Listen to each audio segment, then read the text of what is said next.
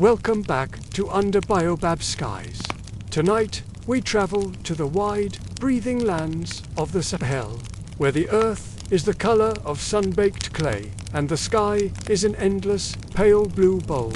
Here, life is written in two languages, the language of the soil and the language of the clouds, and between them a conversation as old as the first seed, a conversation of asking and answering, of names called and names remembered. In this place, rain is not an it, rain is a who. It has a character, a temperament, a history with the people. There is the rain that arrives like a visiting elder, soft and full of stories, soaking deep into the waiting earth. There is the rain that comes like a young warrior, with thunder for a voice and lightning for a spear, clearing the air and shaking the dust from the leaves. There is the rain that dances like a child, a brief, laughing sprinkle that makes the goats bleat and the children run outside with mouths open. To know these rains, to call them by their true names, was to live in right relationship with the world. It was a kinship. The community knew that to receive the blessing of the sky, they must first know whom they were addressing. So they named them. They told stories about them. They left offerings at stones where a particular rain was known to first touch the earth. The sky was not a distant force. It was a family of personalities living just above the roof of the world. But what happens when a member of that family goes missing? What happens when you call the name you have always called the name of the gentle grandmother, Rain Yaband? There is no answer. Not a refusal, not an anger, but a silence. A silence so complete it seems the sky itself has forgotten the sound of its own voice. This is not merely a drought. It is a rupture in a relationship. It is a story that has lost its character. And when a story breaks, people must become storytellers to mend it, or to explain the breaking. Let's pause for a moment. The air under our baobab is still. Not even a leaf stirs. This is the kind of stillness that invites stories. The kind that makes you listen for the first note of a song that hasn't been sung in a long time. In the stories we're about to hear, this profound quiet descends upon the land. The rains, each with their own character and purpose, stop coming. It begins with the gentle rains, the ones that prepare the soil. They are called, but they don't answer.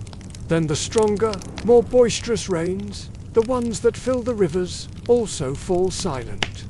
The people look up at a sky that has become a stranger, a canvas wiped clean of its familiar faces. The clouds that do appear are thin and emotionless. They drift by without purpose, like lost thoughts. The elders gather, their faces etched with a concern that goes deeper than thirst. It's a spiritual crisis. The covenant has been broken, but no one knows why. The prayers feel like they're hitting a ceiling of glass. The children, who once danced in the cooling showers, now play in the dust. Their games quieter, their laughter less frequent. The world has become muted, holding its breath, and in that breath, a question forms. A question whispered from hut to hut, from one heart to another. Have we been forgotten? Or have we forgotten something essential?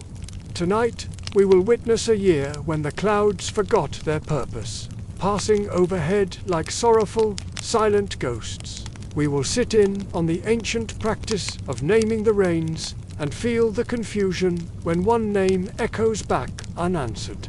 We will follow a prophet on a desperate journey to find a lost name, a journey that brings a miracle with a bitter aftertaste. And finally, we will see how a community, in the long, dry crucible of waiting, forges not just survival, but a profound philosophy of sharing, clarity, and patience. This is the story of an absence that taught presence, of a silence that gave birth to deeper listening. This is the story of the rain that forgot its name, and the people who had to remember who they were without it. So find a comfortable spot, let the world outside fade away, and join us. The story is about to begin. Thank you for listening. You are now under baobab skies. By the end of this part, you will understand how the first signs of a failed rainy season unfold, not as a sudden disaster, but as a slow, cruel unraveling of hope, where the sky performs the ritual of giving, but delivers only the ghost of a blessing. In many parts of the world, rain is a simple forecast, a matter of convenience or inconvenience. But in the Sahel, a vast ribbon of land stretching across Africa on the southern edge of the Sahara, the rain is everything. It is life, death, and the fragile thread of hope that binds a community together. Today, we're going to explore what happens when that thread begins to fray, not in a sudden snap, but in a slow, cruel unraveling. We'll witness how the first signs of a failed rainy season unfold, as a sky that promises a life-giving blessing delivers only its ghost. The story of this particular drought began not with a lack of rain, but with a change in the wind. For weeks, the harmattan had dominated the land. It's a dry, whispering wind that blows from the northeast, carrying the finest dust from the heart of the Sahara. It paints the sky in a constant, hazy orange and coats every surface with a layer of grit. It's the breath of the desert, and its presence means the long, dry season holds fast. But then, one morning, it stopped. The relentless whisper ceased. The air, which had been in constant motion, became unnervingly still. It felt heavy and surprisingly cool against the skin. In the village of Ordata, it was an old shepherdess named Amina who first felt the change. As she led her small herd of goats towards the last remaining patch of brittle, straw-like grass, she paused. Her skin, wrinkled and weathered like the land itself, was a more accurate barometer than any modern instrument. She looked up, her gaze directed not at the blinding sun, but towards the northeast, the direction from which the wind had come. She spoke to no one in particular, her voice as soft and dry as a leaf rustling on the ground. "It has turned," she said. "The wind has turned in its sleep." This small observation, this subtle shift in the atmosphere, was the first note in a symphony of hope. By midday, others began to see what Amina had felt. The children, whose eyes are always scanning the horizon, were the first to spot them. Rising in the west was a line of clouds.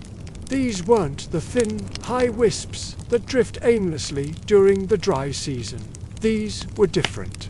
They were great, towering masses, muscular and full of intent, with flat, dark bases the color of a bruised mango. A murmur rippled through Wadata. It started as a soft whisper and grew into a current of shared anticipation. People stopped what they were doing. Tools were laid down. Eyes that had been fixed on the dusty, cracked earth for months turned as one towards the promising sky. Seydou, the village potter, paused his work at the wheel. His hands, caked in wet, grey clay, stilled. He watched the clouds build, a small, almost unconscious smile touching his lips. He knew this pattern. Every villager did. It was a sequence as old as memory itself. First, the wind shifts, then the clouds build from the west. This was the unmistakable announcement that Yaba, the first planting rain, was on her way. This wasn't a moment for panic, but for a quiet, practiced urgency. The village moved with a collective rhythm honed by generations of waiting for this exact moment. The children were sent scurrying to cover the exposed grain stores, pulling worn leather hides over the precious millet and sorghum. The women moved quickly, securing any loose thatch on the roofs of their round, mud-brick homes, preparing them to withstand the coming downpour. The men went to the irrigation channels, shallow grooves etched into the hard earth. They used their hands and simple tools to clear out the dust and debris that had drifted in during the long, dry months, ensuring that when the water came, it would flow exactly where it was needed most. There was a palpable lightness in the air. a buoyancy that had been absent for so long. The terrible, crushing weight of waiting, of watching the land get drier and the animals thinner, seemed to lift from everyone's shoulders. Jokes were exchanged, their laughter carrying easily in the still air. The atmosphere grew cooler still, and then a first thrilling gust of wind rushed through the village compounds. But this was not the dry, dusty harmattan. This wind carried the undeniable scent of rain, a mix of ozone, electricity, and the smell of distant, damp earth. It was the perfume of life itself. As the afternoon wore on, the preparations were completed. Then the villagers gathered. They brought woven mats out into the central compound, the open space at the heart of the village, and sat together, all facing west. This was more than just watching. It was a ritual of welcome, a collective invitation to the sky. The elders, their faces maps of past seasons, began to tell short, happy stories about Yaba's past kindnesses, reinforcing the community's faith. Remember the year she came and reigned for 3 days straight. One might say, the old well, the one that had been dry for a decade, it filled to the brim. The clouds marched closer, a majestic, silent army. Their dark underbellies churned and roiled. The light of the sun, now low in the sky, was filtered through the massive cloud bank, casting an eerie, greenish-gold glow over the entire landscape. It was a light that transformed the familiar world into something magical and expectant. And then came the sound. Thunder. Not a sharp crack, but a deep, stomach-rolling rumble that was felt in the chest as much as it was heard. It was the sound of a promise being sealed. The sky's deep voice affirming the hopes of the people below. The world seemed to hold its breath. The first cool drops of rain began to fall, fat and heavy. They splattered onto the hot dust, raising tiny puffs of that intoxicating, earthy scent. The people smiled, closed their eyes, and tilted their faces to the sky. And then, nothing. The wind, which had gusted with such promise, died again. The air became utterly still. The great, towering clouds, now directly overhead, seemed to hang there, suspended. Then, in a slow, heartbreaking process, they began to unravel. From the bottom up, the dark, pregnant grey softened to a sterile white. The solid, muscular masses frayed at the edges, dissolving into thin wisps and streaks. The deep rumbling of the thunder ceased. The thrilling scent of rain was swallowed once more by the ordinary, flat smell of hot dust. The clouds, without shedding more than a few teasing drops, continued their journey eastward. They thinned with every passing moment, until they were just faint smudges on the opposite horizon, like a dream fading upon waking. The sun re-emerged, its light no longer golden and magical, but harsh, hot, and mocking. The silence that fell over the village compound was absolute.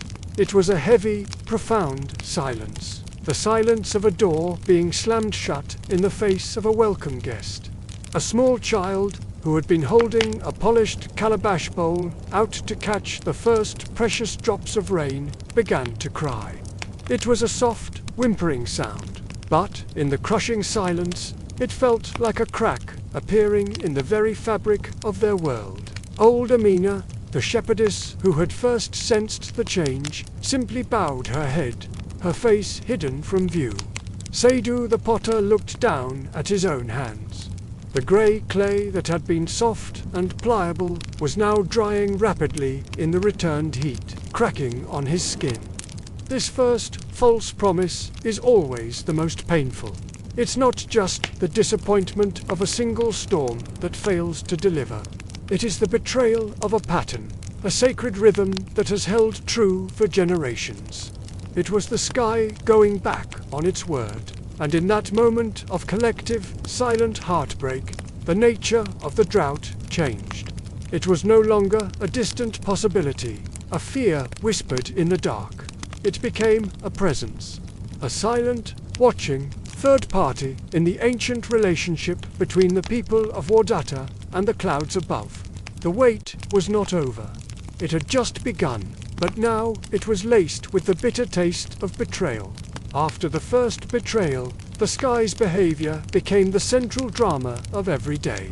Life in Wadata did not stop, but it bent around the axis of cloud watching. The rhythm of the hours was no longer marked by the sun's position alone, but by the changing face of the heavens. Dawn was for scanning the eastern horizon for any hint of cloudbirth. Midday was for studying the quality of the light, the color of the sky. Was it a hard, metallic blue, or a softer, milky white that might hold moisture? Dusk was the most important watch, for that was when the clouds of the day would either gather their courage or slink away. Elders like Baba Keita became the villagers' chief readers. They would sit for hours in the shade of the great Nara tree, their eyes fixed on the endless blue page above. Their observations were not casual. They were a deep, interpretive science. See that cloud, shaped like a heron's wing? Baba Keita would say, his voice low and gravelly. That is a cloud that remembers water, but it is lonely. It is looking for its flock. Without the flock, it will not rain. The people would nod, seeing not just a cloud, but a story of longing. They catalogued cloud personalities. There were the braggart clouds, big, puffy, and white, that built up impressively but contained only hot air and vanity. There were the sad widow clouds, thin, grey sheets that dragged themselves across the sky, seeming to weep but producing no tears. And most cruelly, there were the tease clouds, small, dark, quick-moving clusters that would pass directly overhead, sprinkling exactly 7 drops onto the parched earth. A bitter mockery of rain, before skipping away. The communal mood became a fragile barometer, rising and falling with the clouds. A promising formation in the west would lift spirits. Conversations would turn to what they would plant first. When the rains came, perhaps more millet this time, or try the new strain of sorghum. Laughter would return, tentative but real. Work would be done with a renewed, if anxious, energy. Then, as the clouds thinned or veered away, a grey quiet would descend. The same people would work in silence, their movements slower, their eyes constantly flicking upward. It was an emotional whiplash, endured day after day. Let's pause for a moment. The strain of this constant watching is a kind of thirst itself. It drinks the energy from the limbs and focuses it all in the eyes. In the hope-damaged heart, the ritual extended to dreams and omens. If a child dreamt of swimming, it was told eagerly the next morning, sure sign of coming rain. A bird building a nest unusually low was scrutinized. Did it know something about floods? The behavior of insects, the flowering of a certain hardy desert plantal were read as chapters in the sky's unfinished letter to the earth. The village became a society of diviners, every person trying to crack a code written in wind and vapor. This collective obsession had a strange, unifying effect.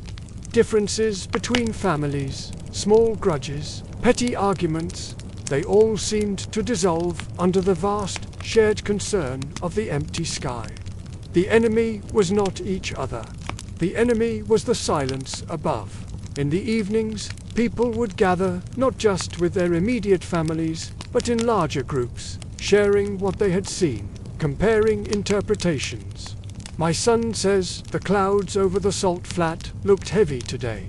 Baba Keita says the wind will turn again with the new moon. It was a continuous, somber seminar on meteorology and metaphysics. The village was no longer just living on the land. It was in a protracted, silent conversation with the sky, a conversation consisting entirely of unanswered questions. The watching also bred a new kind of patience, one laced with exhaustion.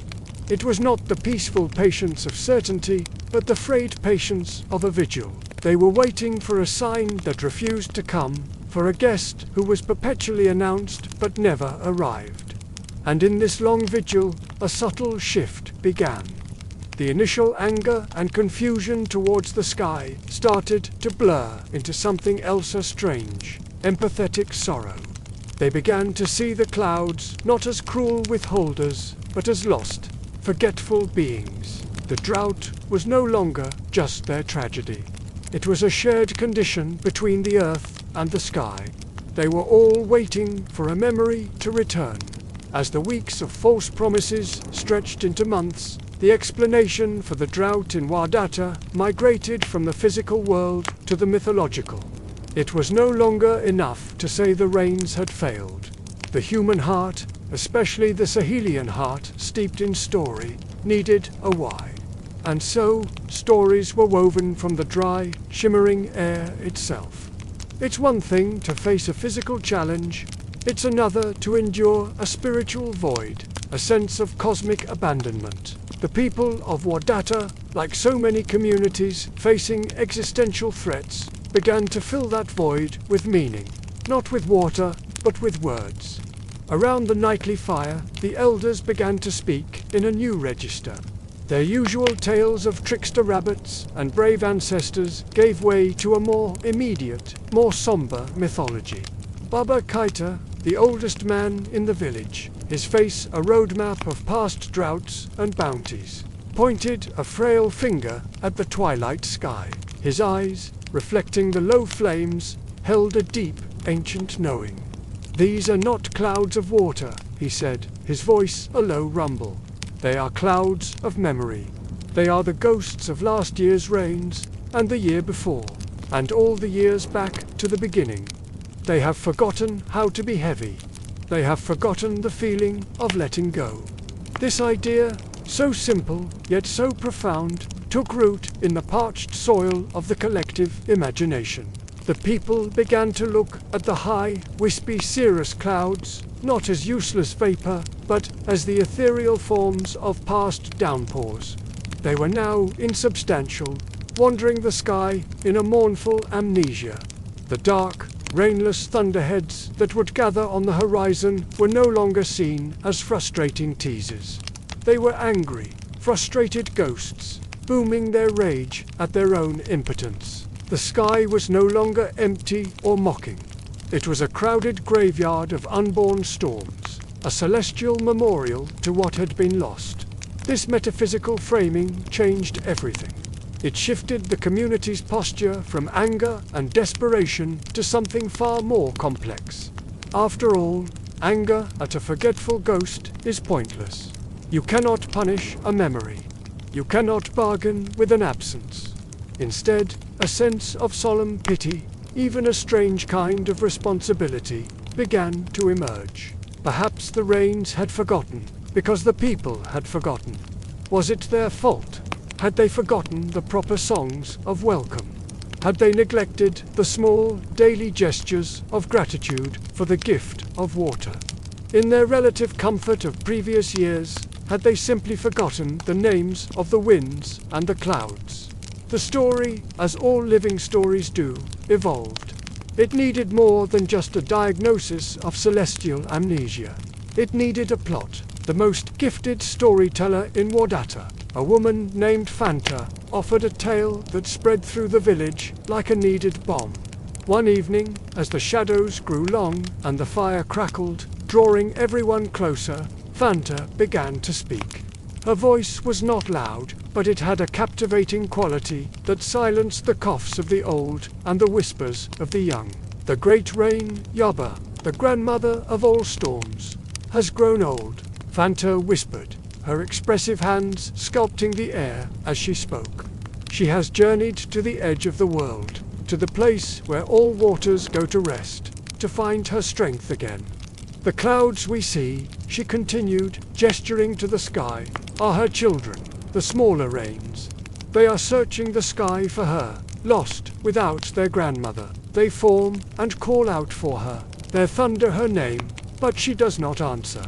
So they wander, confused and light, unable to give their gift without her command." This story was profoundly comforting. It was a work of genius, really. It explained the devastating absence of rain, not as a punishment from an angry god or a sign of the people as failure, but as a temporary dislocation in a grand, cosmic family drama. Suddenly, the people of Wadata had a new role. They were no longer helpless victims waiting for a verdict from an indifferent sky. They were fellow seekers. They were not just waiting, they were keeping watch, participating in the search for the lost matriarch. Their daily observations of the sky, once a source of anxiety and disappointment, became a form of active participation in the myth. When they saw a promising cloud form on the horizon only to dissipate into nothing, they didn't see a failure of meteorology. They saw a child drain, tired and discouraged, giving up the search for the day. This powerful narrative transformed their passive agony into a shared, active quest. It gave their suffering a purpose, a structure, and a name. Let's pause for a moment here. Because in the quiet that follows a good story, you can almost hear the belief settling. You can feel the moment when bare, brutal facts, no rain, dying crops, thirsty animals are woven into a narrative that can be borne. This is the alchemy of storytelling.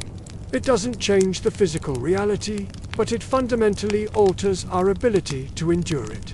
It provides a framework that allows for hope, for dignity, for community in the face of despair. And this shift from fact to story had a practical effect on the village's rituals. The ceremonies for rain changed dramatically. Before, they were loud, celebratory. They involved vigorous dancing, drumming, and chants that demanded the sky's attention, trying to coax the rain out through sheer force of will and volume. Now, the rituals became quieter, more poignant. They became reminders. People would go to the sacred stones at the edge of the village, ancient granite boulders worn smooth by generations of hands and hopes. They wouldn't shout at the sky. They would speak softly to the stones, as if confiding in an old friend. Yaba, a woman might whisper, her hand resting on the sun-warmed rock. Remember the smell of the wet earth after you visit. Remember the sweet relief on the leaves of the millet. Remember the sound the frogs make in the new puddles, the chorus they sing just for you. Your favorite baobab, the one by the dry riverbed, its roots are so thirsty for you. It was a profound act of empathy, an attempt at cueing a memory for a being who had forgotten. They were speaking the world back to the rain, using the poetry of the earth to trigger its recollection of itself, of its purpose. The rituals were no longer about demanding, but about remembering. They were trying to heal the sky's amnesia by offering up their own most cherished memories of water.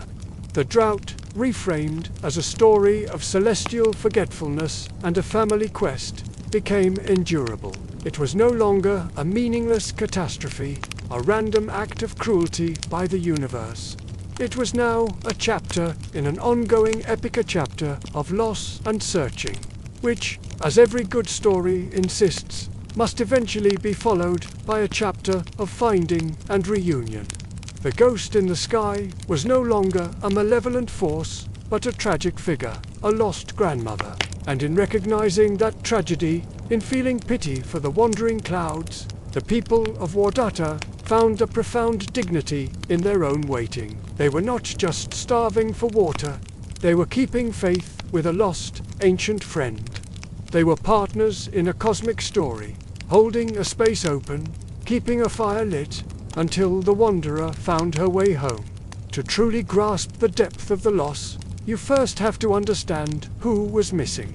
The first and most beloved was Yaba, the grandmother rain.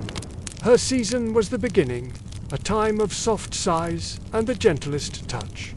She didn't arrive with a dramatic fanfare, no crack of thunder or flash of lightning. Instead, she came with a gradual, persistent kindness that settled over the land like a familiar comfort. Her clouds weren't the towering, angry thunderheads of a storm. They were wide, grey blankets that would cover the sky for days on end, releasing a steady, soaking drizzle. This was a rain that could last for 3 days and 3 nights straight. And in that time, she wouldn't just wet the topsoil, she would reach deep into the earth, replenishing the underground. Cisterns, the secret wells and aquifers that sustained all life through the harshest, driest heat of the seasons to come. She was the foundation upon which everything else was built. The stories passed down through generations painted her character with infinite patience and nurturing wisdom. Yaba was the rain who understood that seeds are shy, that they need gentle coaxing, not brute force. Her water was never cold. It was always the temperature of the air, so it never shocked a delicate emerging root. The elders said she would walk through the fields at night, her footsteps the soft, quiet sound of dripping leaves. They imagined her checking on the newly sprouted millet, whispering words of encouragement that only the earth and the tiny seeds could hear. She was the essence of a nurturing matriarch, a presence that promised life would continue. The rituals to welcome Yaba were the most tender of the entire year. Before her expected season, as the air began to change and hold a new humidity, the women of the village would sweep the compounds. They would sweep until the earth was bare, smooth and clean, creating a perfect, unblemished slate to receive her blessing.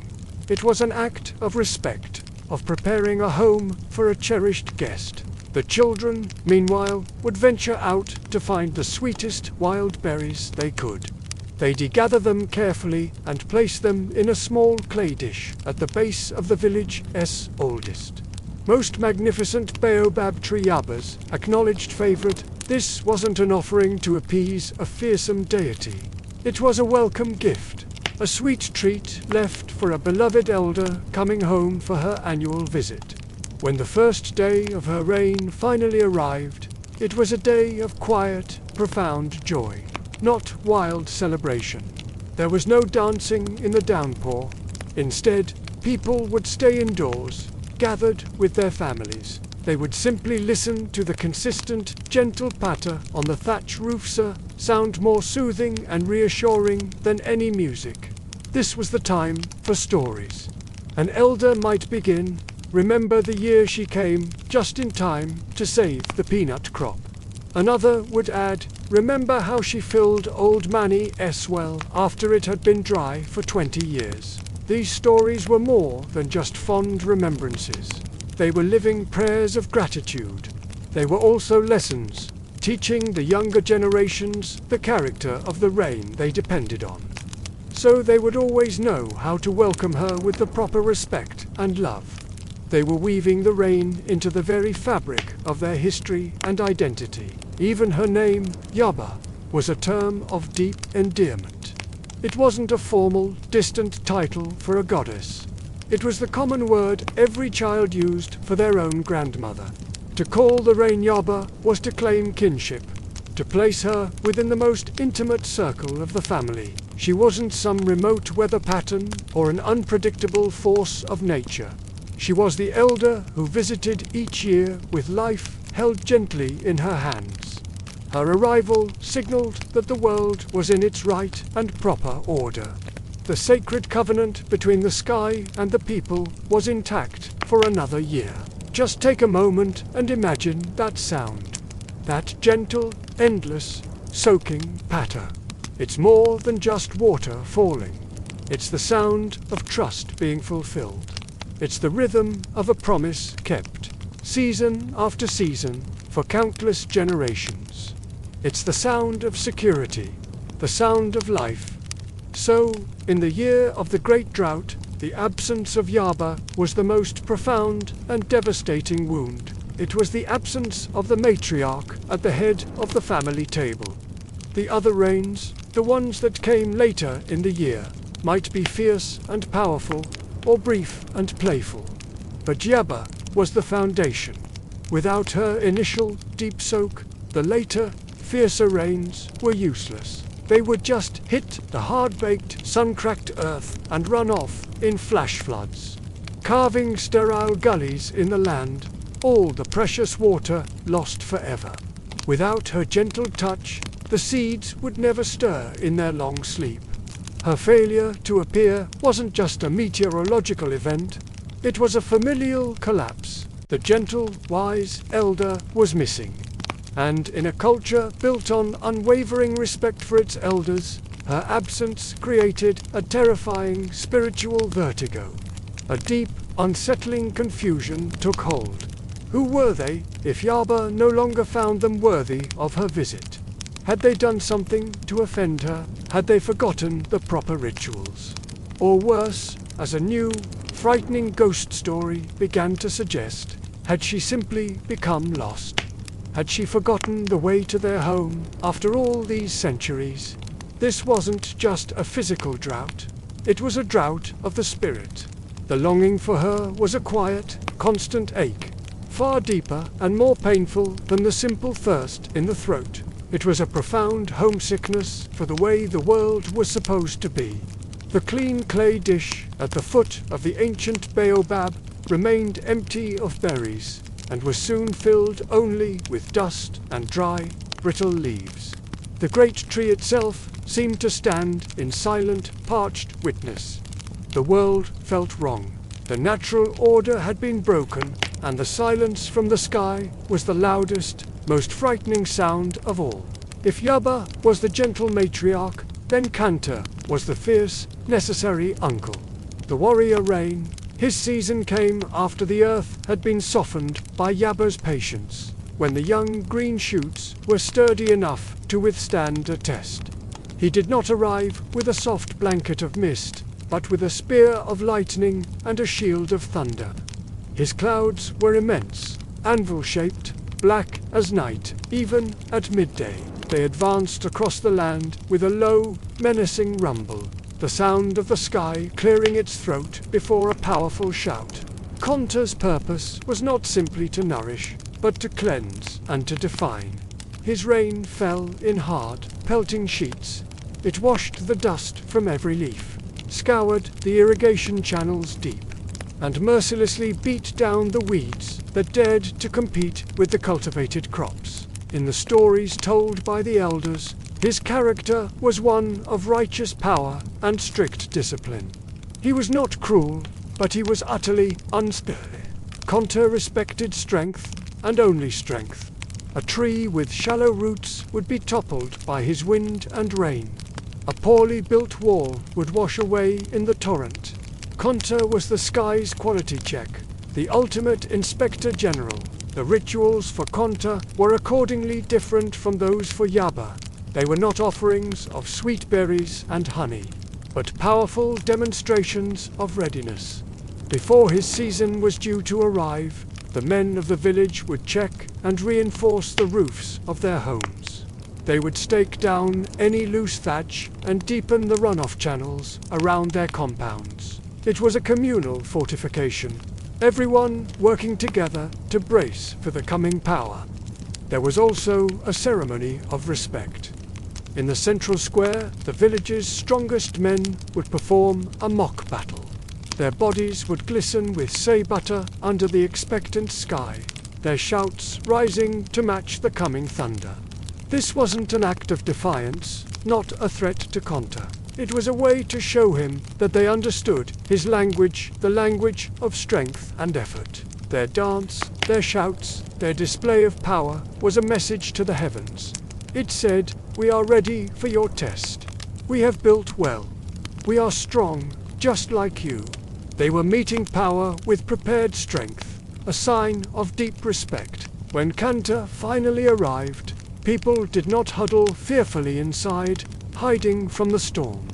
Instead, they stood in doorways or under the deep eaves of their roofs, watching his magnificent performance with awe. Children were taught not to fear the thunder, but to listen to its message. "That long roll," Baba Keita would say, pointing a wise finger toward the turbulent sky as it cracked and boomed. "That is Konta driving his chariot across the mountains." He is checking the very boundaries of the world. The lightning was his signal fire, illuminating the entire landscape in sudden, blue-white snapshots, revealing the world in a new and dramatic light. And the rain itself was a drumming, a powerful war song on the roofs and the earth, a rhythm of raw, natural power.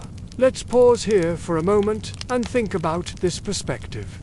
The violence of such a storm, when it's expected and understood, isn't a source of terror. It's a spectacle of natural law. It's the sky doing its necessary, fierce work. It's a force of renewal, not just destruction. This is a profound way to view the world, finding meaning and purpose even in the most intense forces of nature. And Konta was also a bringer of gifts, though they were of a different kind than Yaba's. After his storm had passed, the air would be washed clean, smelling of ozone and whetstone, a scent of pure renewal. The world would sparkle, every surface glistening, vibrant and alive. And most importantly, he would fill the seasonal ponds and the lowlands, creating temporary lakes. These lakes provided critical water for livestock and for the later, slower part of the growing season. His was a blunt, generous power. He gave life, but first he demanded resilience. In the year of the Great Drought, Kanta's absence was felt as a different kind of lack than the longing for Yaba. It was the absence of the defining edge, the clarifying force. Without his fierce, scouring wash, the world remained dusty, blurred, indeterminate. The weeds, though they were spindly, grew unchecked, choking the life from the crops. The air stayed thick and heavy with suspended dust that never settled. There was no catharsis, no dramatic cleansing, just a long, drawn-out state of waiting. The gentle longing for Yaba was now joined by a restless, unfulfilled expectation for Konta. It was as if the entire year was missing its backbone. The stories people told about him began to take on a yearning tone. Remember how Konta would shake the very walls, a man might say, looking at his unchallenged, dusty home. You knew you had built well when your house stood firm after he passed. Without the test, there was no proof of strength. The community felt not just weak from thirst, but untested, unresolved, their own strength unproven. A new question began to circulate through the village, whispered in the quiet, dusty evenings. Had they somehow offended Konta? Had their mock battles been insufficient? Had they grown soft, their structures weak? And had he deemed them unworthy of his testing reign? It was a crisis of confidence, a fear that they had failed to live up to the standard he set. But then, within the framework of their evolving myths, a new idea began to take root. What if Konta was also off searching for the lost Yaba, leaving his own sacred duty undone? He was a warrior, after all. Perhaps he had gone to find and protect the missing matriarch. This idea was powerful. It transformed their anxiety into a kind of somber pride. Their suffering was not a sign of their own weakness, but a consequence of their protectors being called away on a more urgent, noble quest. Even in his absence, the stories gave Konta dignity, and by reflection, they gave dignity to the people who waited for him, enduring the silence of the sky. Their wait was no longer just a hardship. It was part of a larger, cosmic story. And then there was Jem the Laughing Child, the third great named rain. This was the late season rain, the final, beautiful capstone to the cycle. It arrived after the fierce, hard work of Konta, when the grain stalks stood tall and heavy, burdened with the green promise of a full harvest. Jem was different. He wasn't a deep soaker like Yaba, or a powerful cleanser like Konta. No, Jem was a filler. His rains were brief, warm showers, often visiting in the afternoon, and they'd come hand in hand with the sun, painting magnificent rainbows across the fields. The rain fell while the sun shone, and this was seen as Jem's laughter, a joyful, almost mischievous act of watering the world while dancing in the light. His character was pure, unburdened joy. The stories said Jem was the child of Yaba and Konta, a perfect blend of his parents. He inherited the grandmother's gentleness and the warrior's energy, but he expressed it all as play. He was the rain that made children burst out of their homes, running into the open to spin and dance in the warm, gentle drops. He was the rain that filled the final inch of the grain heads, plumping up the kernels, turning all that potential into a tangible bounty. His arrival was a signal, a beautiful announcement that the hardest work was over and the harvest would be good. He was the blessing of abundance, the sky's final, happy nod of approval. The ritual for Jem was, fittingly, the most playful of all. The children were the masters of this ceremony, the chief celebrants. They would gather clay and make small, charming figures, little drums, tiny animals, smiling people, and then they'd carefully place them in the fields. When Jem came, his warm showers would gently melt these figures, returning them to the earth, a symbolic offering given and then received back. It was a game, a beautiful contract of joy between the youngest of the people and the youngest of the rains. The adults would stand by and watch, their faces lit with smiles, as the children played in the sun shower, knowing that this very play was its own powerful form of gratitude. But in the year of the great drought, the call for Jem was the most poignant, the most heartbreaking. By the time his season arrived, hope was a thin, fragile thing, stretched like a worn hide over the bones of despair. Yaba, the patient grandmother, had not come. Konta, the fierce warrior, had not come. But still, a stubborn, almost foolish hope remained. Perhaps Jem, the joyful one, the child, would answer. Perhaps he didn't need his parents to come first. Perhaps his simple, laughing nature could bring the rain where solemnity and fierceness had failed. The villagers watched the sky. The children, their faces unusually serious, took their last, most precious clay figures out to the fields. These weren't just lumps of mud, they were prayers shaped by small hands. They placed them carefully on the cracked, dry earth. Then they looked up, their hopeful eyes searching the relentlessly clear, blue sky. They looked for a cloud, a hint of moisture, a sign that the laughing child was on his way. The day his first shower was supposed to arrive came and went. The sky remained a hard, empty, unforgiving dome. In the fields, the children's clay figures, their offerings of joy, dried and cracked under the relentless sun. Soon they crumbled into dust, and the hot wind blew them away, scattering their prayers into nothingness. The call for Jem became a daily, silent plea. It wasn't a call of drums or shouts anymore. It was quieter, more profound. You could see it in the way a mother would gently smooth her child's hair, or the way an elder would save a single sweet wild fruit for a little one. These were small acts of preserving joy in a joyless time, as if keeping the feeling itself alive might attract the rain that embodied it. But Jem did not answer, and his silence was different from the others. It was heavier. The absence of the grandmother Yaba was a deep sorrow. The absence of the warrior Konta was a sharp anxiety. But the absence of the child, that was a chilling confusion. It didn't make sense. A child doesn't hold grudges. A child doesn't get lost on some grand, important quest. A child, if you call them with love, should come.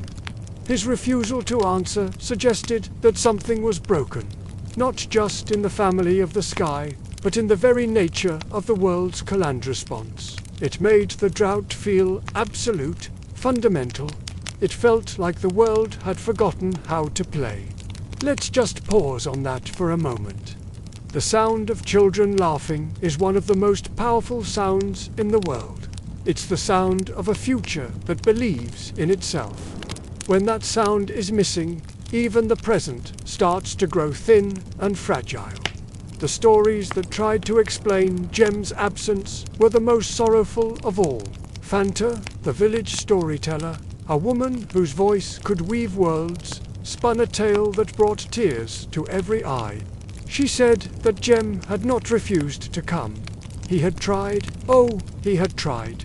But when he looked down from the high place where the rains are born, he couldn't see the vibrant green fields he was supposed to water. He couldn't hear the sounds of children's laughter that he was supposed to join. All he saw was brown, cracked earth. All he heard was silence. And all he saw were faces turned upward, not in joy, but in hunger. The sight confused him. It scared him. Fanta's own voice grew thick with emotion as she explained.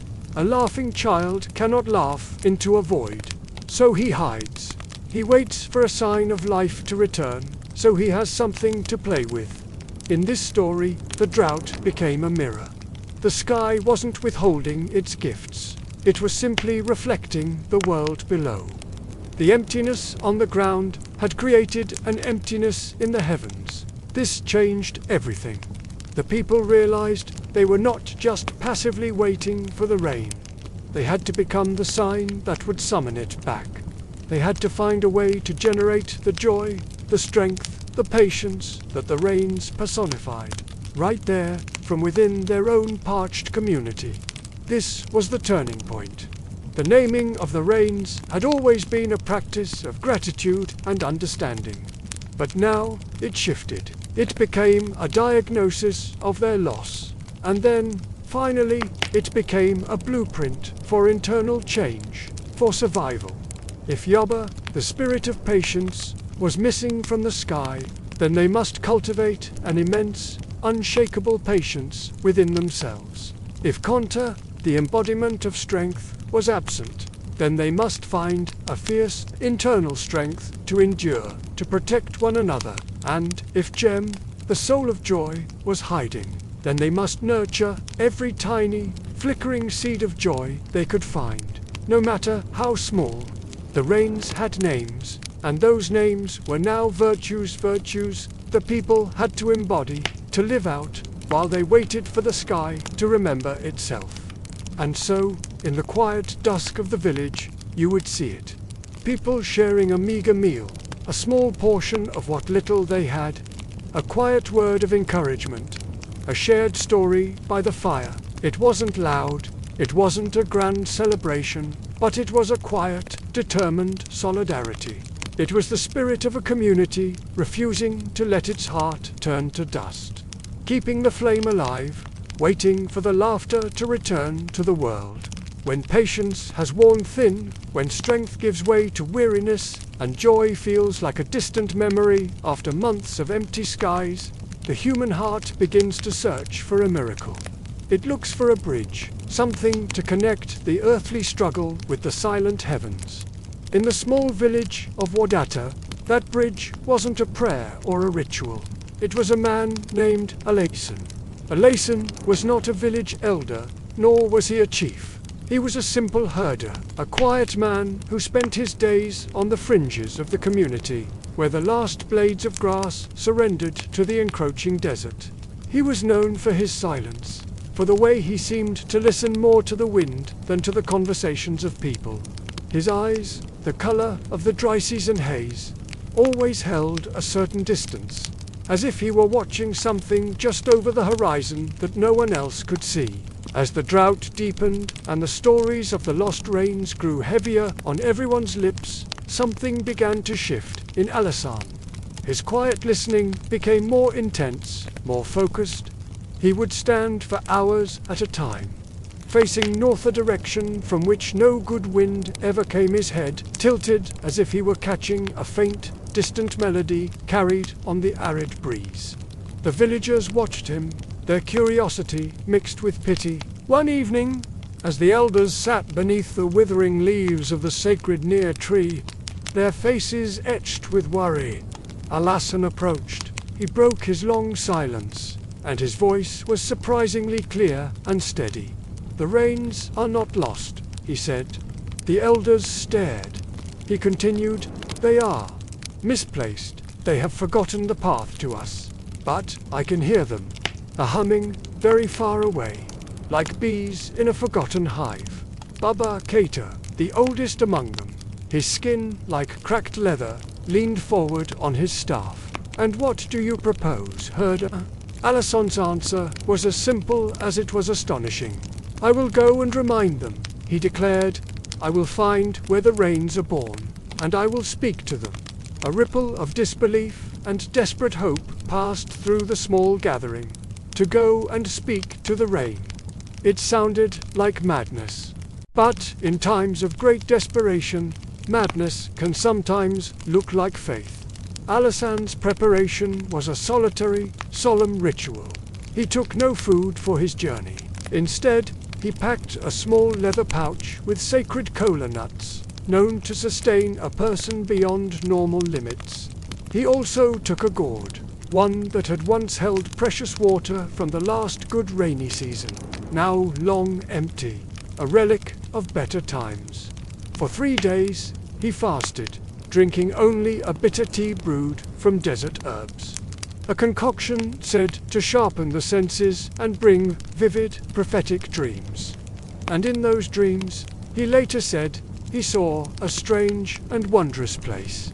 He saw what he called shimmering eggs resting upon a vast sea of sand. And he heard a single, pure syllable, a sound so powerful it made the very air around him vibrate. This was his vision, his map, his calling. On the morning he was to leave, the entire village gathered in the pale dawn light. There was no cheering, no celebration. They stood in a silent, solemn circle, a crowd of witnesses to an act that felt both absurd and profoundly necessary. They were sending a man to do what all their collective prayers and ancient rituals had failed to accomplish, to go and fetch the rain. Alazan wore his simple herder's robes, nothing special for the occasion. He carried only his weathered staff, the same one he used to guide his flock. He looked at the faces surrounding him, the hollow cheeks of the children, their eyes too big for their small faces, the weary, pleading eyes of the mothers, the stoic despair etched onto the faces of the men. He gave a single, sharp nod. It was a gesture of commitment, a promise without words. Then he turned. He didn't walk south towards the distant riverlands where life might still be found. He turned and walked north, directly into the heart of the drying wind, into the vast, expanding emptiness of the desert. Let's just pause here for a moment and consider that image. A single man walking away from his community into an immense, barren landscape that promises nothing but hardship. Is it the ultimate act of faith or the ultimate act of folly? The villagers of Wardata didn't know. They just watched. They watched as Alisson became a small speck on the horizon, then a flicker in the heat haze, and then nothing. He became a memory, a story they would tell each other to pass the long, hungry days that followed, a whisper of hope against the relentless silence of the sky. His journey, as he would later recount in fragmented pieces, was less a journey across a physical landscape and more a journey through a state of being. The world around him was stripped down to its most basic elements: sand, sky, heat, and wind. The sun was a relentless hammer, and the sand was a sea of fire. He followed the faint outlines of dry riverbeds, canyons of memory that testified to a time when water once flowed. He survived on the bitter tea of his herbs and the energy from the sacred kola nuts.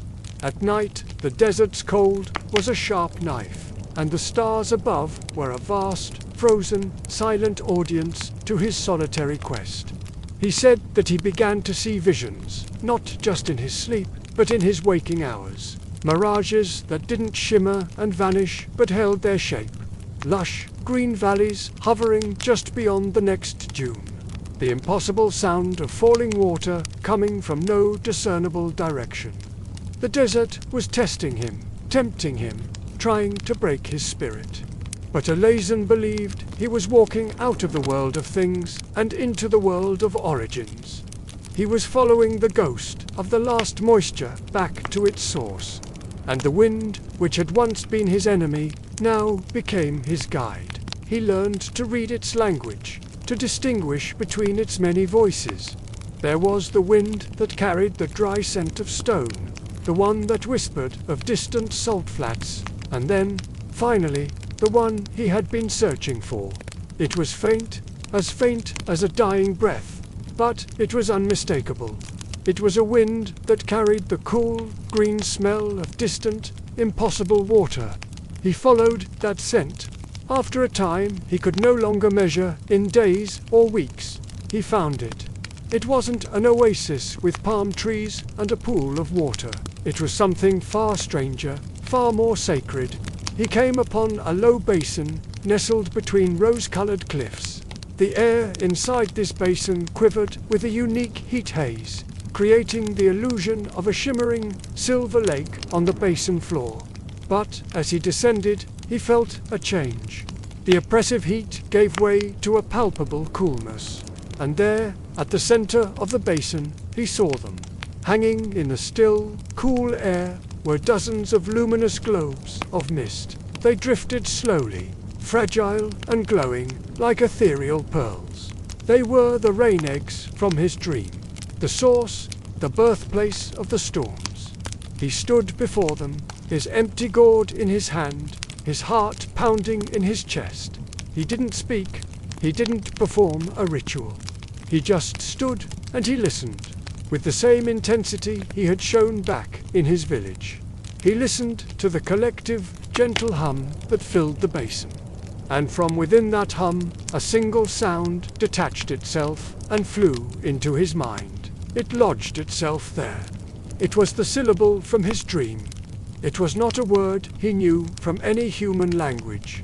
It was a sound that felt like the first drop of rain hitting dry dust. The sound of a cloud contracting before a downpour. The sound of the earth sighing as it absorbs life-giving water. It was the name, the true, hidden name of the rain. The name that the rain itself had forgotten. He held that sound in his mind, feeling it burn in his throat like a live coal. He didn't need to fill his gourd with physical water. He was carrying something far more powerful now. He was carrying the seed of the storm itself. He turned then, his quest complete. The long, desperate search was over. Now, a new urgency took hold of him, the urgency of delivery. He began the long walk home, his steps no longer just patient but purposeful, driven. He was returning not as a herder but as a messenger, a rainbringer, carrying a secret sound that held the power to awaken the sky. Alasan's return was not triumphant, it was spectral. He appeared at the edge of the village one evening, a figure so gaunt and weathered he was barely recognizable. His robes, once vibrant, were now just tattered rags hanging from his frame. His skin was stretched tight over his bones, burned dark by a relentless sun and scored by a merciless wind. But it was his eyes that stopped everyone in their tracks. His eyes blazed with a light that had nothing to do with the setting sun. They were clear, incredibly focused, burning with a knowledge that seemed to weigh far more than his emaciated body. It was a terrifying and beautiful sight, a man who had walked through the furnace of the world and returned, not burned, but forged. He didn't greet anyone. He didn't stop to embrace his family or friends. His steps were measured, purposeful, leading him directly to the home of Baba Kaita and the assembled elders. He entered their circle, sat cross-legged on the dusty ground without a word, and they, in turn, formed a tight, silent ring around him. For a long, long time, the only sound was his breathing's low, deliberate breaths, as if he were relearning how to exist in a place with other people, how to share the same air. The silence was thick with questions, with fear, with a desperate, unspoken hope. Then he began to speak. His voice was a rasp, a dry whisper scraped from a throat long accustomed to silence. But each word he uttered was sharp, precise, cutting through the evening air like a shard of obsidian. He recounted his journey, not as a tale of suffering, but as a pilgrimage. He described the visions that had haunted and guided him, the visions that led him to the Basin of Dreams, a place outside of time. He told them of the shimmering eggs of potential he had seen, the rain in its pre-birth state, waiting for a call it had long forgotten how to hear. And then he leaned forward, his blazing eyes locking onto each elder in turn, and he told them about the sound. "It is not a long name," he whispered, his voice barely carrying, yet every person in that circle heard it as if it were shouted. "It is not a complex chant or an elaborate ritual. It is a click in the throat of the sky, a release." He paused, letting the weight of his discovery settle. He told them the true name of the rain, the name it answers to before it takes on the personalities they knew: grandmother rain, warrior rain, or child rain. The name it was given at the dawn of creation. He said it was a single, primal syllable. He leaned in even closer, the fire in his eyes becoming a furnace. Enha, the sound itself, was almost nothing. He demonstrated it for them. He didn't shout it or sing it. He formed it deep in the back of his throat, a soft, guttural expulsion of breath, half swallowed, that ended with a faint, open vowel. Enhat. It was an unassuming sound, devoid of majesty or power. It sounded like a pebble dropping into a deep well. But when he spoke it, those closest to him swore the air within their circle grew momentarily dense, heavy, as if a pocket of impossible humidity had pooled right there for a single second before vanishing. A shiver, a frisson, passed through the elders. Was it real, or was it just the power of suggestion, working on hearts so desperate they would believe anything? Alasan explained the logic, as the visions had revealed it to him. The rains had not been punished for some transgression. They weren't lost on some celestial quest. They had simply fallen asleep. They had forgotten themselves. For generations, the people had called to them, using their relationship names Aba, Konta, gem names given by humans, names of function and character. But you don't wake someone from a deep, deep sleep by calling them mother or friend. You call them by their primal name, the one that belongs to their very essence. The name they gave themselves when they first coalesced from nothingness. Enha Alazon explained, his voice gaining a sliver of strength. Enha is the sound of becoming water in the air. It is the name of its soul. The village was immediately thrown into a fever of debate and preparation. A deep division formed almost instantly.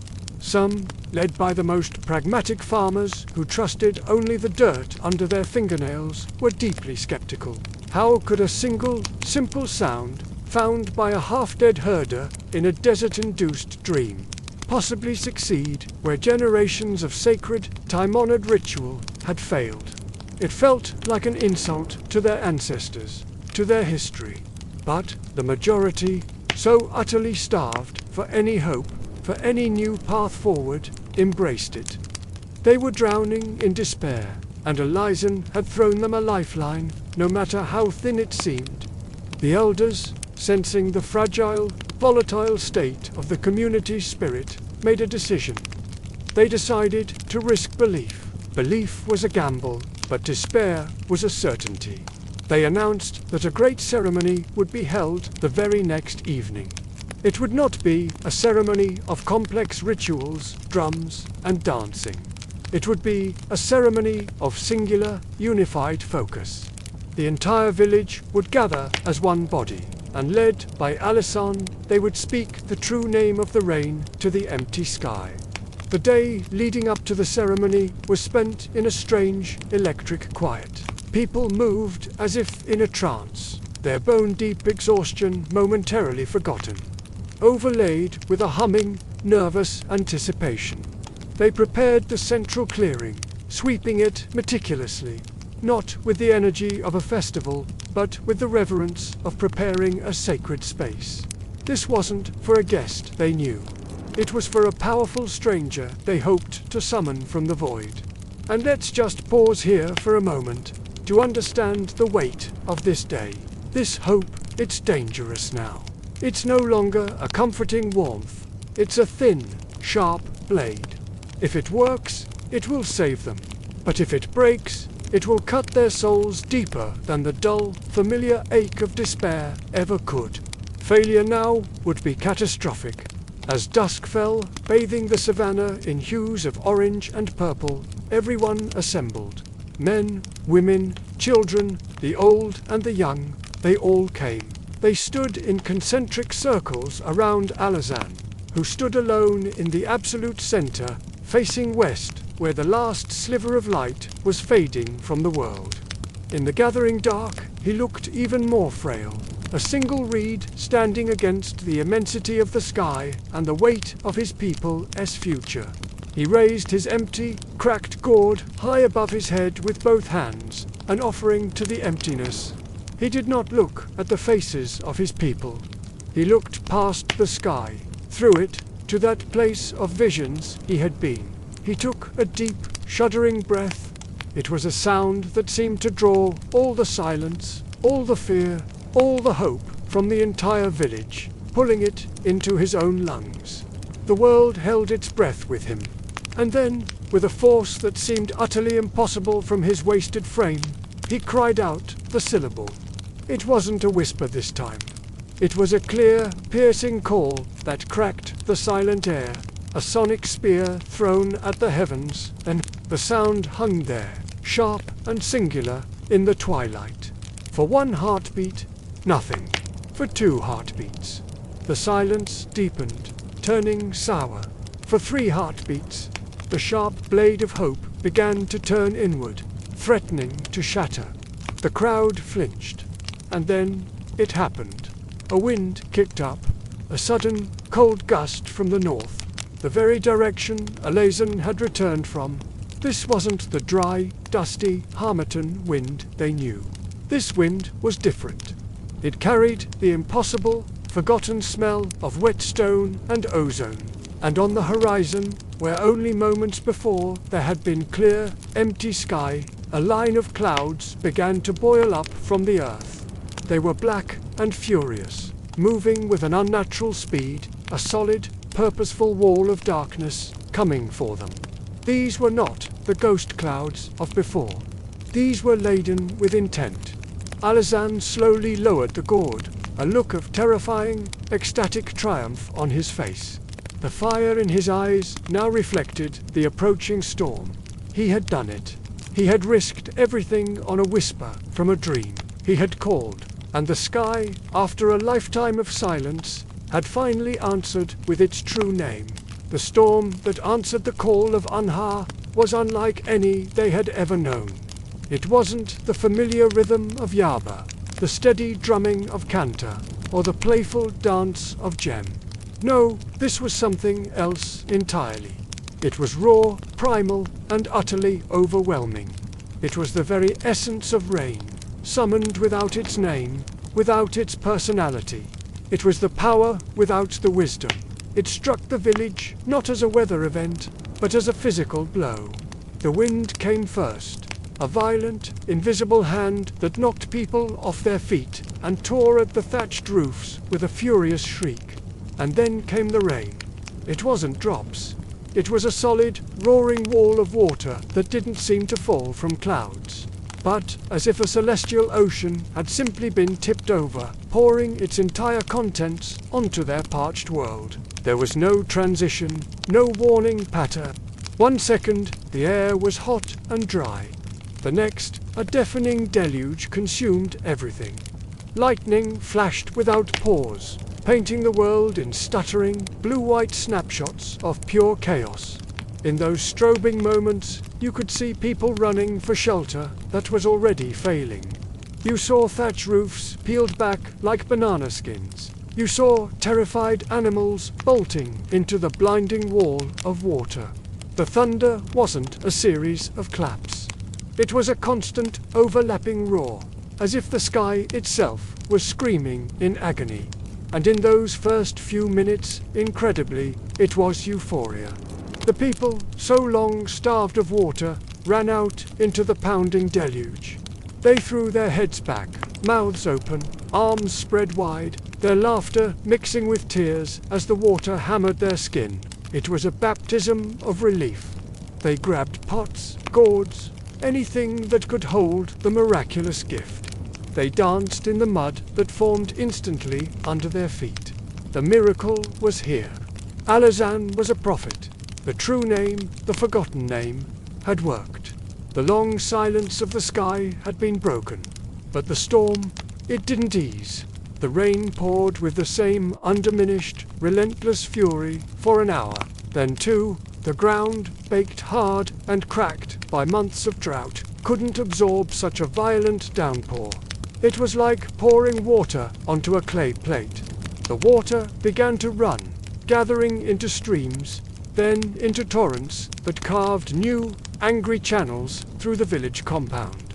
These sudden rivers undermined the walls of huts, sweeping away the few precious garden plots that had been kept alive with such painstaking effort. The celebratory shouts soon turned to cries of alarm. Huts began to leak, then to sag under the weight of the water. The life-giving runoff became a brown, raging river that surged through the village, carrying with it everything in its path: tools, stored food, and even the carefully made clay figures the children had placed to welcome the rain. The miracle was revealing its other face. This was not a gift. It was an unleashing. They had summoned the power of rain without understanding its character. They had woken a sleeping giant with a shout, and it had answered with a blind, thrashing rage. From the doorway of Baba Keita's sturdy house, Alassane watched. The ecstasy on his face had collapsed into a hollow-eyed horror. He had wanted to remind the rain of its name, to gently coax it back. He had not meant to summon its untamed infancy, its wild and destructive power. The village, in its desperate longing, had asked for water. The sky had given them the ocean's wrath. By the time the storm finally exhausted itself near dawn, the village was a devastated, waterlogged wreck. The thatch roofs were shredded and ruined. The stored grain, what little was left, was soaked through, already beginning to rot in the sudden, oppressive humidity. The fields were not nourished, they were scoured and gullied. The precious topsoil washed away into the lowlands. They had water, yes, pools and stagnant ponds stood everywhere you looked, but it was a bitter, muddy victory. They had traded the slow agony of thirst for the swift chaos of a flood. Let's just pause for a moment here and picture that scene.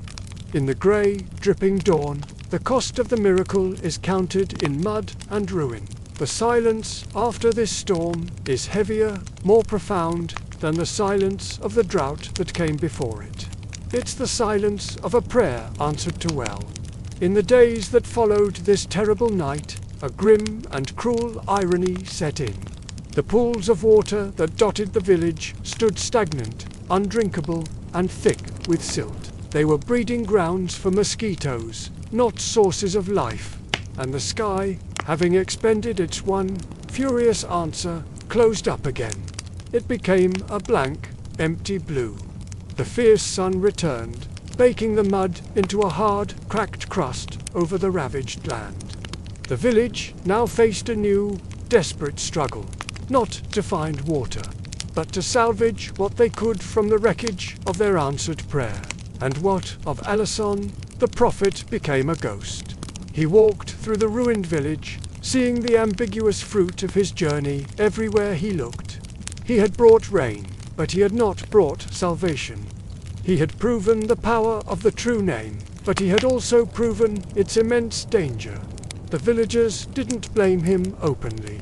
They were too stunned, too exhausted, too busy trying to rebuild their lives from the mud, but they avoided his eyes. When he passed, conversations would stop. Children who once flocked to him now hid behind their mothers. His great achievement was a catastrophe. His miracle was a disaster. Then, one morning, he was gone. He left no word. He took nothing with him, no food, no water, no walking stick. He simply walked back into the north, the direction from which that furious storm had come. It was as if he was returning a faulty key to its lock, a broken tool to its owner. He walked away from the scene of his ambiguous miracle, a lone figure disappearing into the haze of the horizon. His shoulders stooped with a burden far heavier than any he had carried on his journey to find the name. He left behind a devastating lesson etched into the scoured earth and broken homes of his village. He taught them that a force summoned without understanding is not a blessing. He taught them that a name called without a relationship is a command, not an invitation. And the sky, once it has answered a command so violently, may choose never to speak again. The one and only storm was both proof of a connection to the ancient powers and the very act that permanently severed it. The true name had worked once, and in working, it had broken the last, fragile hope of a gentle return. They had shouted for rain, and in its thunderous reply, the sky had spent its final word. After the storm's bitter lesson, the people of Wadata faced a drought not just of the sky, but of the soul. The rain had taught them that the world cannot be forced. It can only be received. This hard-won wisdom led them into the deepest phase of their trial. Survival was no longer about calling down a miracle from the heavens, but about forging a strength within themselves, a philosophy tough enough to withstand the crushing silence. It all came down to the most basic need, water. The muddy puddles left by the storm evaporated day by day under the relentless sun. The little that was left had to be painstakingly filtered through layers of cloth and sand, a meager and temporary reprieve. And then the day arrived. The head woman, Amina, gathered the village and made an announcement. The communal reserve was to be opened. This wasn't the muddy storm water. This was the last of the clean water from the previous good year, carefully stored in a single, large, sealed gourd, buried deep in the cool earth beneath her own hut. It was saved for the final, most desperate extremity. That extremity was now upon them. Inside Amina's hut, the air was cool and dark, a stark contrast to the searing heat outside. This wasn't a moment of panic. It was a solemn ritual. With a steady hand and a focused expression, she began to carefully unearth the large clay gourd from its pit in the floor. Her movements were deliberate, full of reverence for what this vessel contained, the last liquid memory of a time of plenty. The opening of the last gourd was not a frantic scramble for survival. It was a ceremony. The entire village gathered, a silent congregation sitting in a wide, patient circle under the scant shade of the few remaining trees. Amina, with the elder Baba Kaita at her side, carried the heavy gourd to the very center of their circle. She didn't just unseal it and pour. First, she spoke to it, her voice carrying clear and calm across the still air. "You are the memory of the last good year," she said, holding the gourd as if it were a sacred text. "You are the taste of a time when the sky remembered us. Now you must become the seed of our patience for the next good time." A small, polished calabash bowl was placed on the cracked, dry earth. Amina carefully unsealed the gourd and began to pour. The water that flowed out was crystal clear, cool, and it made a pure, ringing sound as it filled the bowl. That sound alone was a shock to their senses, an audible memory of abundance in a world that had forgotten such music. The sight of that perfectly full bowl, a glistening jewel in the center of the parched, waiting circle, was almost painful in its profound beauty. It was hope made manifest, a tangible link to the past and a fragile promise for the future. Then, the ritual of sharing began. It followed a strict, unspoken order, an ancient protocol born not from written law, but from deep cultural instinct. The bowl was not offered to the strongest, but to the most vulnerable. It was first taken to the oldest member of the community, a woman so frail she could barely lift her own head. A young girl knelt beside her, gently tipping the bowl to her lips so she could sip. From there, it went to the mothers nursing infants, their own bodies struggling to produce milk. Then to the wide-eyed young children, whose futures were the most uncertain. Then to the sick, for whom this water was a form of medicine. Only after every single vulnerable person had received their share did the bowl pass to the able-bodied adults. And even among them, there was a hierarchy of need and contribution. Those who had worked the hardest, who had spent their days tirelessly digging for roots or maintaining the fragile peace, they drank before others. And last of all, at the very end of the line, the leaders Amina and the elders drank from whatever little remained. No one took more than 3 sips. It was a symbolic act. It wasn't enough to truly quench a desperate thirst, but it was enough.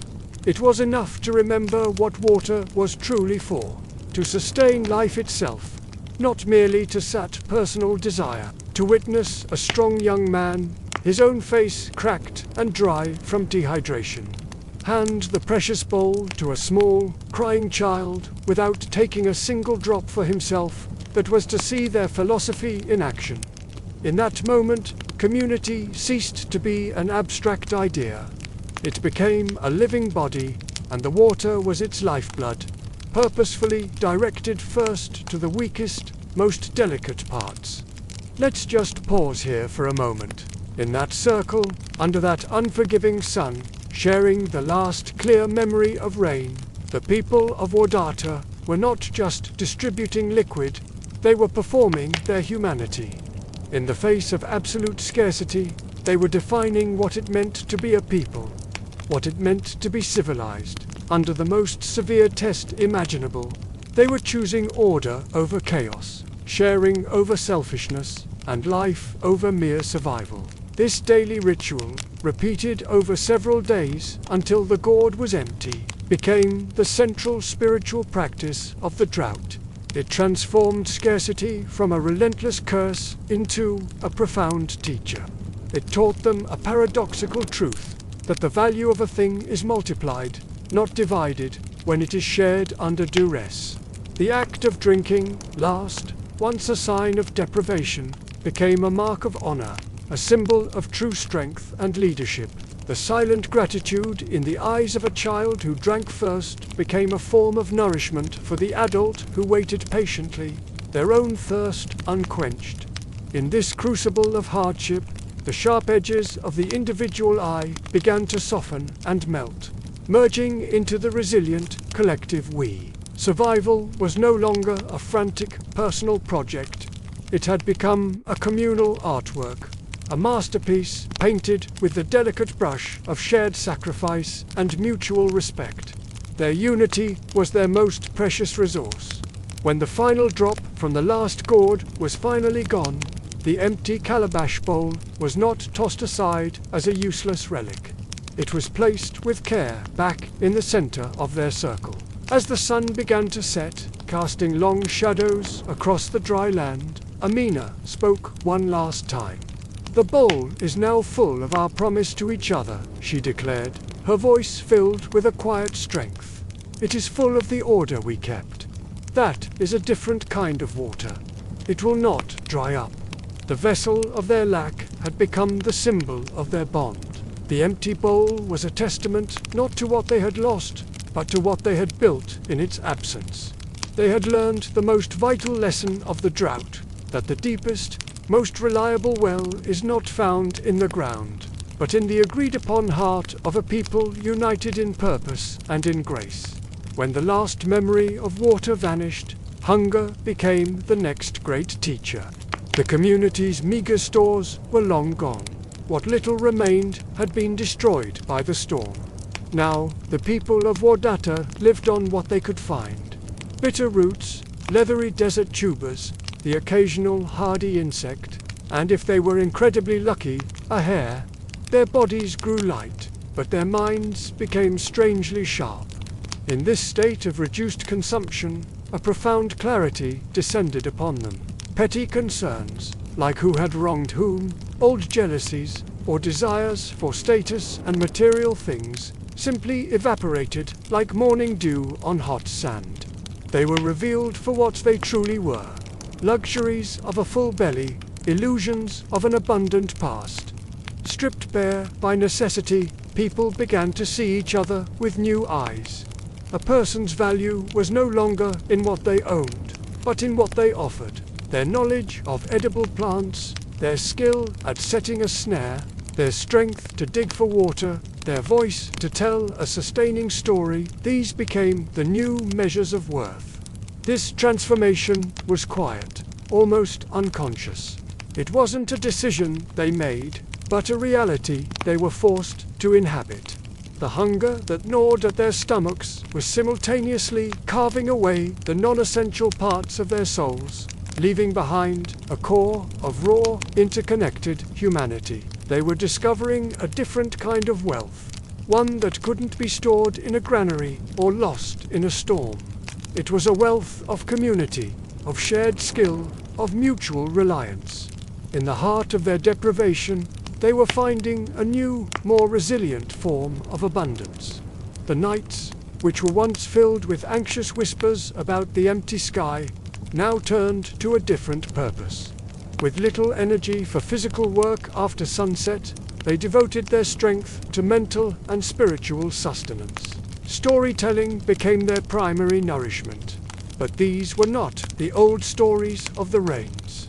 Those tales were too painful, too full of a longing they could no longer afford.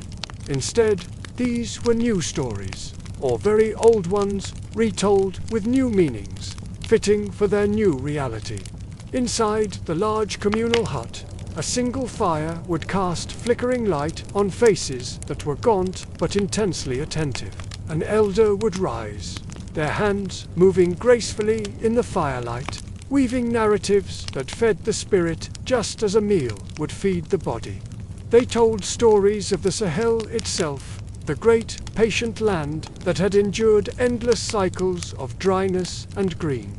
They spoke of the baobab tree, which stores water in its vast trunk, a living lesson in inner resilience. They shared parables of the desert fox, whose enormous ears could hear the faintest trickle of water from miles away, teaching the value of acute, patient listening. These stories were not escapes from their harsh reality. They were tools for interpreting it. They provided a framework to understand their own suffering, not as a unique punishment, but as part of a vast, natural rhythm of want and renewal. The narratives taught them to see themselves within a larger context, a grand, ancient cycle of existence. The land wasn't their enemy.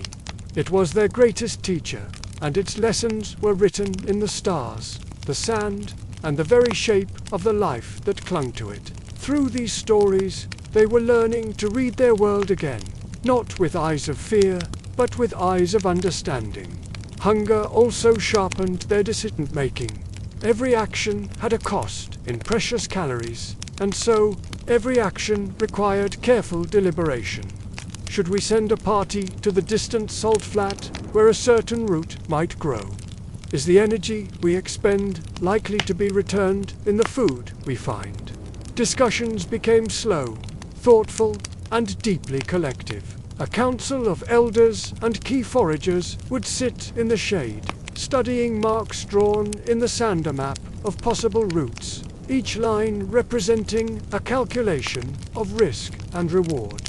In these councils, the voice of the experienced forager, who knew the land's subtle signs, was heeded over the voice of the impulsive hunter. The wisdom of the elders, who remembered a drought from their youth, became the most valuable currency. In their weakened state, they could not afford mistakes. This enforced deliberateness bred a deep collective wisdom. It was as if the individual minds, freed from the clutter of selfish desires, were beginning to merge. They were learning to think with one mind, a single consciousness focused purely on survival and the well-being of the whole. This was not a loss of individuality, but an evolution of it, a new way of being where the self was found not in separation, but in connection. Let's just pause for a moment to consider this. The body's emptiness creates a space. Into that space can flow either despair or a crystalline kind of perception. In Wadata, they chose perception. They allowed the emptiness to be filled not with bitterness or fear, but with a heightened awareness of themselves, each other, and the world around them. It was a difficult choice, made not once, but every single day, with every shared route and every quiet conversation. This was their act of defiance, their silent rebellion against the tyranny of scarcity. They were turning the very thing that was meant to break them into the source of their greatest strength. This newfound clarity extended to their relationships with one another. A simple, kinder portion of a route shared with someone weaker. A spot of shade offered to someone feeling faint was felt with an intensity that no grand feast in the old world could ever match. These small acts were not just charity. They were affirmations of their shared existence. A tangible expression of the idea that I am because we are. The gratitude they inspired was profound, weaving the community together with threads of pure, unadorned compassion. Conflicts, when they arose from the immense stress of their situation, were resolved quickly and directly. They simply had no energy to sustain grudges. Forgiveness wasn't a lofty moral ideal. It was a practical necessity for survival. The community became like a single organism under stress, each part acutely aware of the others, instinctively prioritizing the health of the whole. The hunger that weakened their individual bodies was, paradoxically, strengthening the sinews of their social fabric. They were discovering that a society's true strength is not measured in its granaries, but in its equity and its compassion when those granaries are empty. In this clear, hungry light, they even began to re-evaluate the Great Storm and Alison's journey. They no longer saw it as just a failure, but as a lesson in humility. They had tried to command the sky, to force it to yield to their will.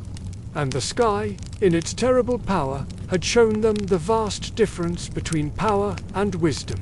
The storm was the answer to a demand. It was a harsh but necessary correction. Now they understood. The gentle rains they awaited would not be the answer to another demand. They would be the answer to a respectful, patient readiness. It was a profound shift in perspective. They were no longer just waiting for rain to fall from the sky. They were waiting to become the kind of people the gentle rains would recognize as kin. The journey was no longer external, but internal. They had to change themselves to align their community with the rhythms of the land they lived on. The rain wasn't a prize to be won, but a gift to be received, and they had to make themselves worthy of receiving it. This period of hunger was a crucible. It burned away everything that was false, everything that was superficial. It tested them to their absolute limits, and in doing so, revealed a strength they never knew they possessed. It wasn't the strength of muscle or might, but the strength of unity, of shared wisdom, and of profound compassion. They were being forged into something new, a community that understood the deep, quiet truth that to survive, you must not only take from the world, but also give to each other. They were learning the most important lesson of the desert, that in emptiness one can find everything.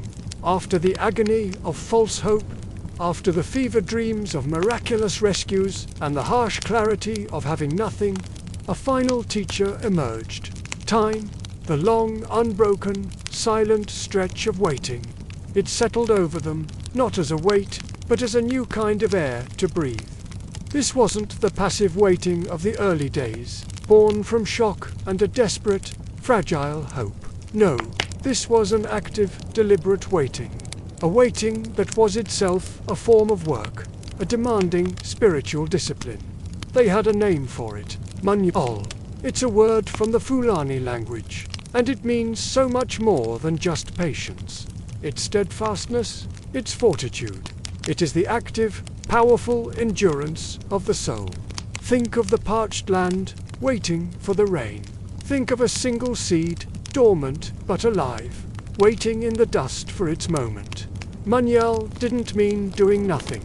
On the contrary, it meant doing everything you possibly could, with your full and undivided attention, while completely letting go of any demand for a specific outcome.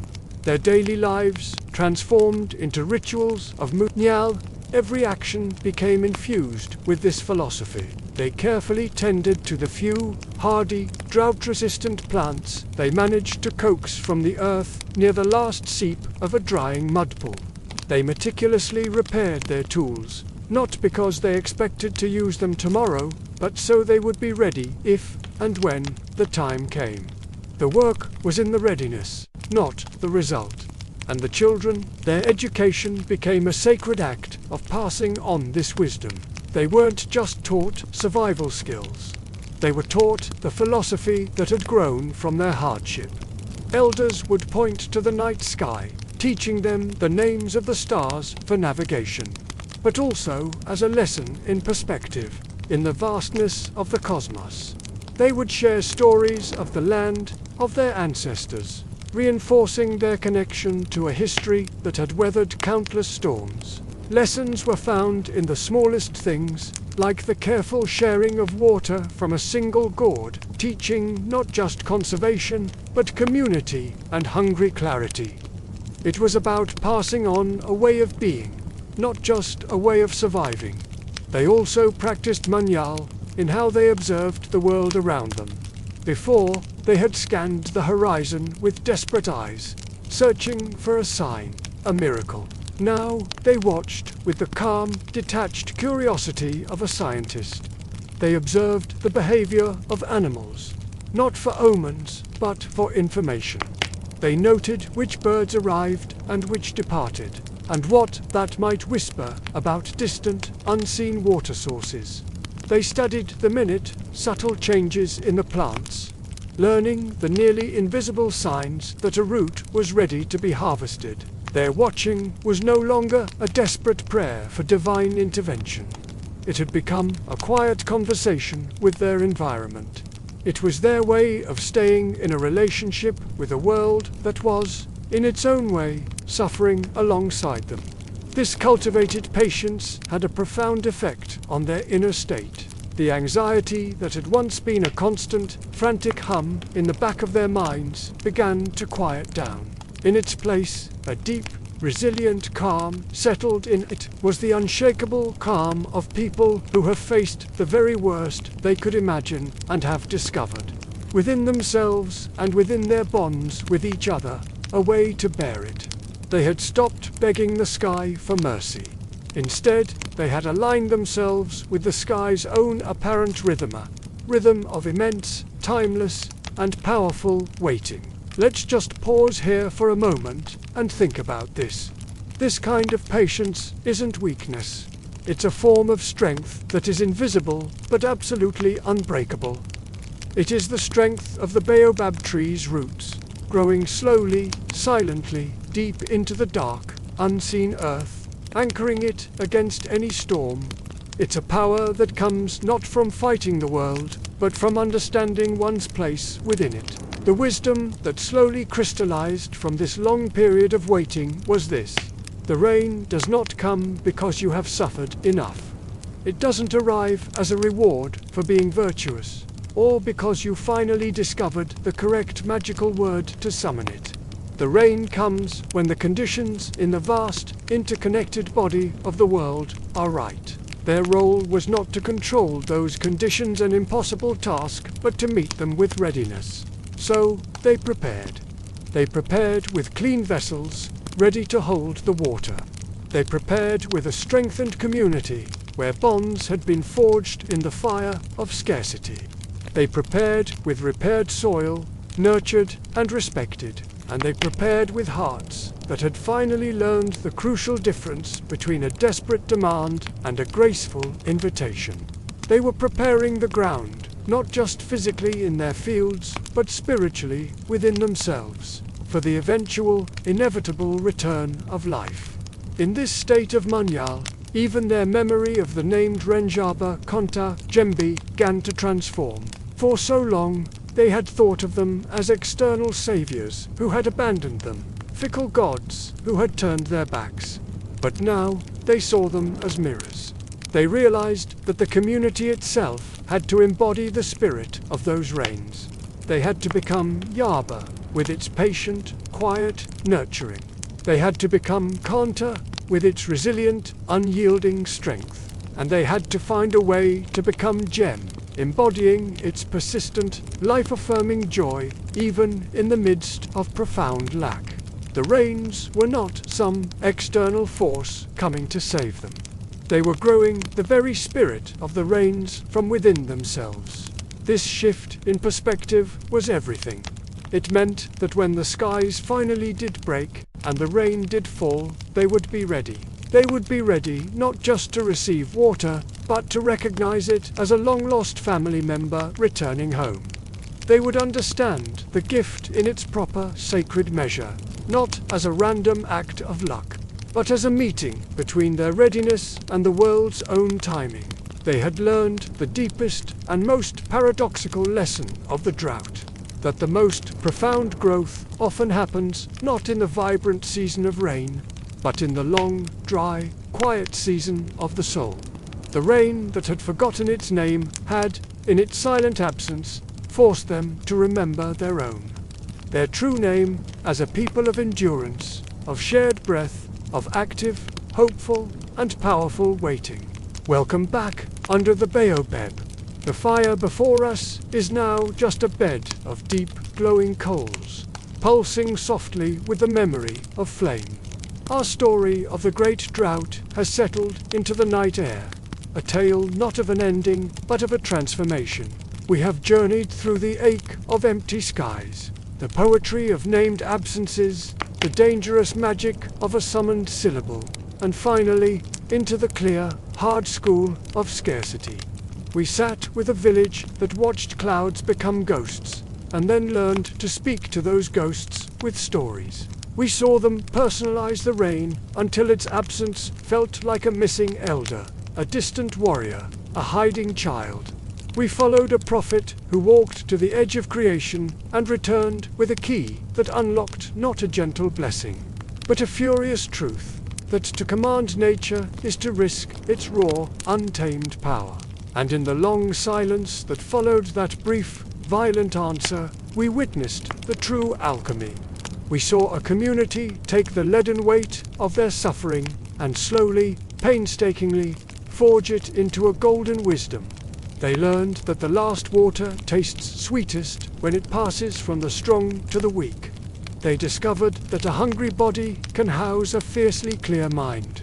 They cultivated a patience that was not passive, but as deep and active as the roots of this very tree under which we sit. The rain that forgot its name did more than withhold water. It asked a question: who are you when the blessing you rely on disappears? The people of Wadata, through their long ordeal, wrote their answer in the dust with their actions. They were the people who shared the last gourd. They were the people who told stories to feed the spirit when the belly was empty.